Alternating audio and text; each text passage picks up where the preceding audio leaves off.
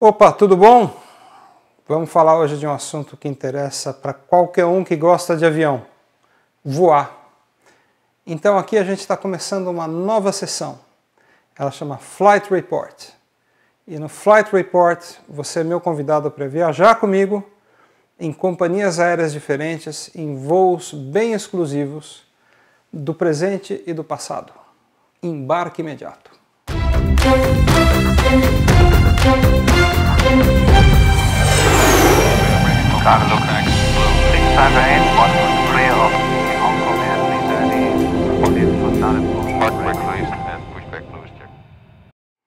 E aí, tudo bacana? Não esquece de dar seu like aqui, porque esse é o combustível para o Panda Aviation voar mais alto. Flight Report é uma nova sessão.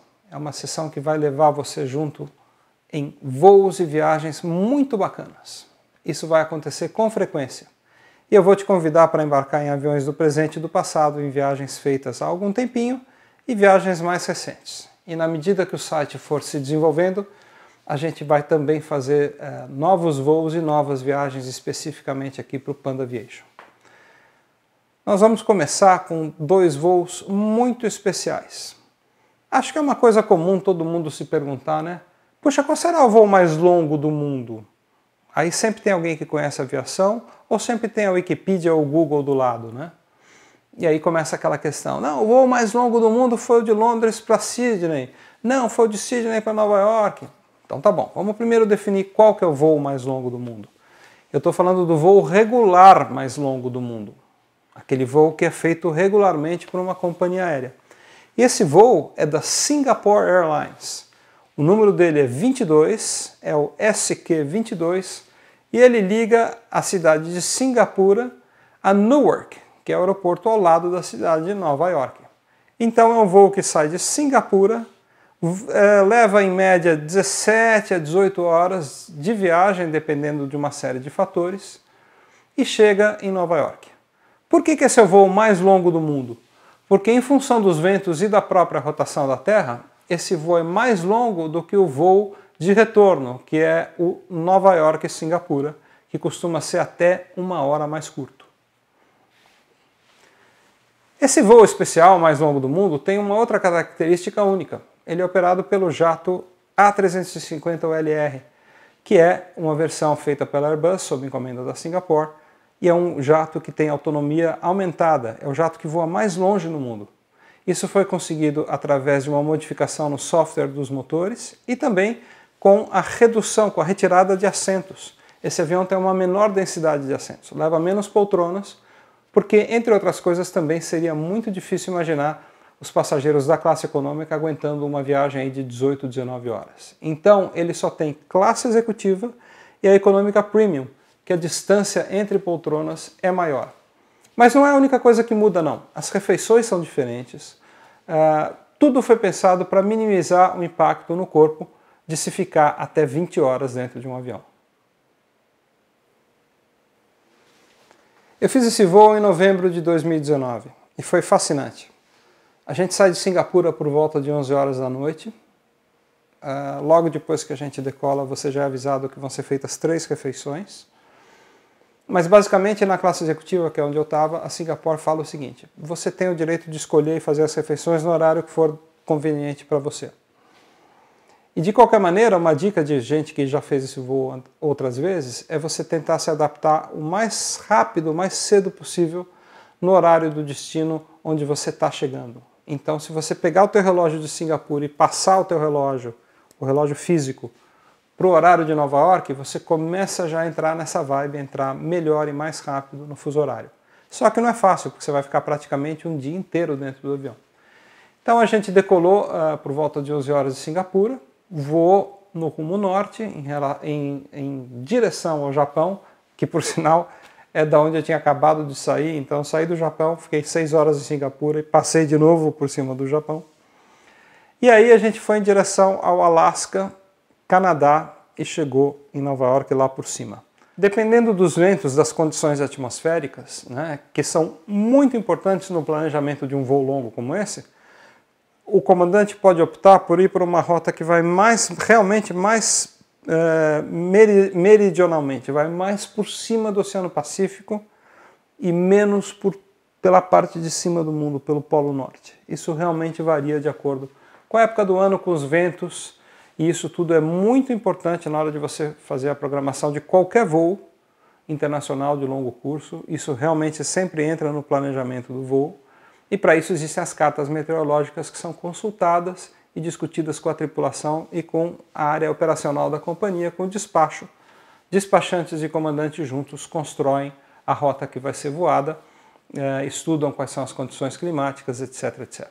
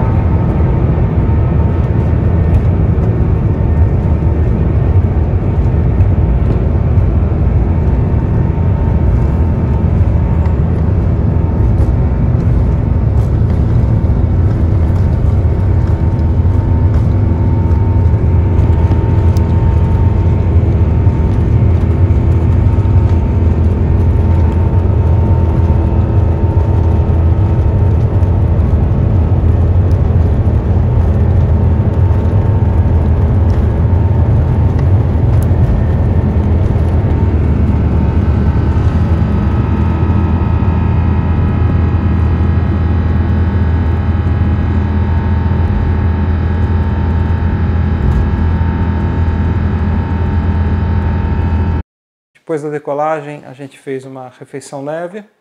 Eu não consegui dormir, eu estava muito excitado, muito embalado de estar fazendo aquele voo, então eu fiquei praticamente a madrugada inteira acordado. Aí quando começou a dar sono, o sol estava nascendo, mais ou menos em cima do Japão. Então eu vi o sol nascer quando a gente estava passando no través do Japão. Aí eu tirei uma soneca de 1 hora e meia.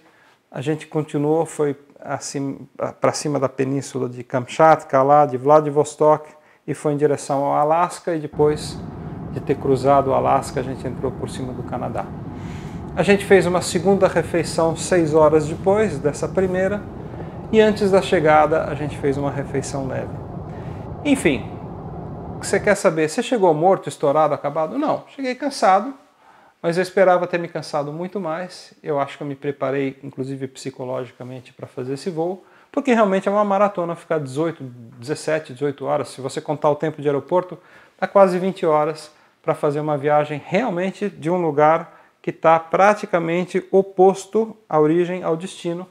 Isso tem até um nome, são as cidades antípodas, né? As cidades antípodas são as cidades que estão diametralmente opostas no globo. Curiosidade, a cidade antípoda de São Paulo é Tóquio, né?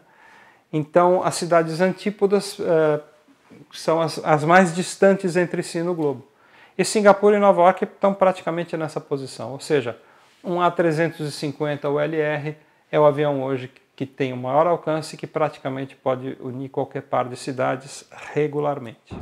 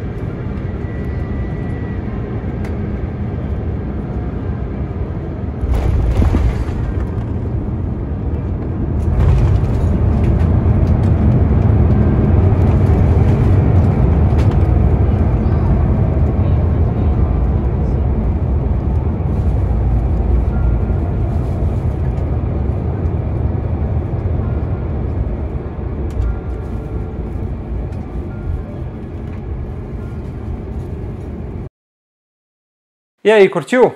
Eu sabia que você ia gostar. Não é toda hora que a gente faz o voo mais longo do mundo, né? Mas também não é toda hora que a gente faz o voo mais curto do mundo. Já parou para pensar nisso? Falou, Panda, poxa, você voa no voo mais longo do mundo, Singapura para Nova York. Qual seria o voo mais curto do mundo? Quer saber? Fica ligado aqui no Panda Aviation. É o próximo Flight Report que a gente vai fazer. O voo mais curto do mundo. Dá um like e bons voos.